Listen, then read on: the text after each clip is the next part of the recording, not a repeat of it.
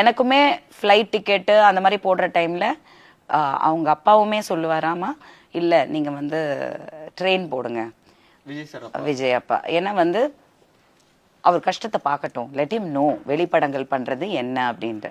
So நாங்கள் north India பக்கம் நிறைய அந்த அல்லாஹ் நானைப்படி தாஜ்மஹாலுக்கு போனது, அந்த அரும்பும் தளிரே சாங், நாங்கள் குளுமனாலி போனது, இது எல்லாமே தான் அங்கே ஃப்ளைட்டு அந்த மாதிரி போகணும்.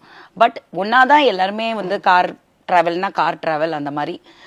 ஸோ ஒரு நியூ கமர் மாதிரி தான். அப்போவும் நான் பெரிய ஹீரோயின் கிடையாது, அதனால சொல்கிறேன். ஸோ ஒரு நியூ கமர் மாதிரி தான் அவரையும் ட்ரீட் பண்ணாங்க. இன்னைக்கு அவருக்கு இத்தனை கோடி சம்பளம் இல்லை இத்தனை கோடி மக்கள் வந்து ஆதரவு இருக்கு அப்படின்னா ஐ திங்க் அவர் உழைச்ச உழைப்பு தான். அது வந்து பணம் காசு கொடுத்து வாங்கவே முடியாது. ஸோ இன்னைக்கு இவங்கெல்லாம் சொல்லும் போது எனக்கு பேசுங்க, கேமரா இருக்கு, மைக் இருக்கு, நீங்க பேசுறது வந்து ஆனா நம்புறதும் நம்பாம இருக்கிறதும் நம்ம தானே. ஸோ ஐ திங்க் தமிழ்நாடு மக்கள் நோ ஹூ இஸ்.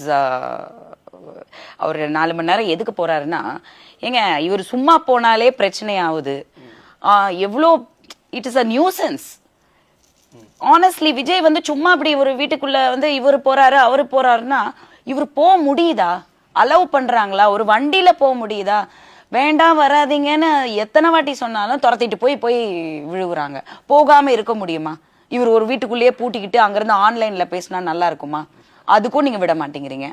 அப்போ நீங்க வந்து அவர் இறங்கி மக்கள் கிட்ட வேலை செய்யணும், அவர் மக்கள் கிட்ட போகணுன்றீங்க. போனா மக்கள் வந்து பிரச்சனை ஆகுது. How can you blame anybody here? மக்களும் என்ன பண்றாங்க? அன்புல பண்றாங்க. அவங்களுக்கு ஒரு வாட்டியாவது விஜய் நேர்ல பாத்திர முடியாதா? எத்தனை நடிகர்கள் போறாங்க, எத்தனை பேருக்கு அவ்வளவு வரவேற்பு கிடைக்குது சொல்லுங்க எனக்கு.